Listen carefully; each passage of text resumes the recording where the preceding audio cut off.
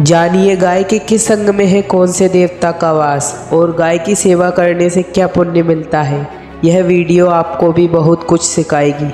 कहते हैं कि जो मनुष्य प्रातः स्नान करके गौ स्पर्श करता है वह पापों से मुक्त हो जाता है। संसार के सबसे प्राचीन ग्रंथ वेद है और वेदों में भी गाय की महानता, उसके अंग प्रत्यंग में दिव्य शक्तियां होने का वर्णन मिलता है। गाय के गोबर में लक्ष्मी, गौमूत्र में भवानी, चरणों के अग्रभाग में आकाशचारी देवता, रवाने की आवाज में प्रजापति और थनों में समुद्र प्रतिष्ठित है। मान्यता है कि गाय के पैरों में लगी हुई मिट्टी का तिलक करने से तीर्थ स्नान का पुण्य मिलता है। यानी सनातन धर्म में गाय को दूध देने वाला एक निरा पशु न मानकर सदा से ही उसे देवताओं की प्रतिनिधि माना गया है।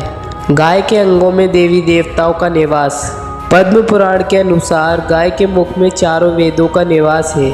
उसके सींगों में शंकर और विष्णु सदा विराजमान रहते हैं। गाय के उदर में कार्तिकेय, मस्तक में ब्रह्मा, ललाट में रुद्र, सींगों के अग्रभाग में इंद्र, दोनों कानों में अश्विनी कुमार, नेत्रों में सूर्य और चंद्र, दांतों में गरुड़, जिह्वा में सरस्वती, अपान गोदा में सारे तीर्थ, मूत्र स्थान में गंगा जी, रोमकूपों में ऋषिगण, पृष्ठ भाग में यमराज, दक्षिण पार्श्व में वरुण एवं कुबेर, वाम पार्श्व में महाबली यक्ष, मुख के भीतर गंधर्व, नासिका के अग्रभाग में सर्प, खुरों के पिछले भाग में अप्सराएं स्थित है। भविष्य पुराण, स्कंद पुराण, ब्राह्मण पुराण, भारत में भी गाय के अंग प्रत्यंग देवी देवताओं की स्थिति का विस्तृत वर्णन प्राप्त होता है।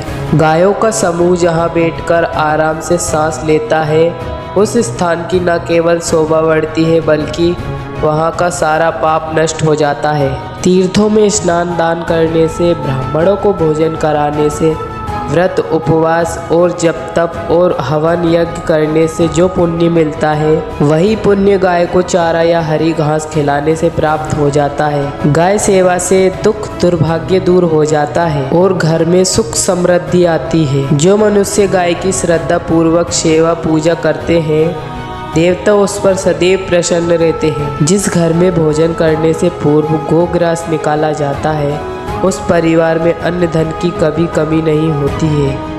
अगर ये वीडियो आपको थोड़ी सी भी अच्छी लगी हो तो कमेंट में ज़रूर लिखें। जय गौ माता।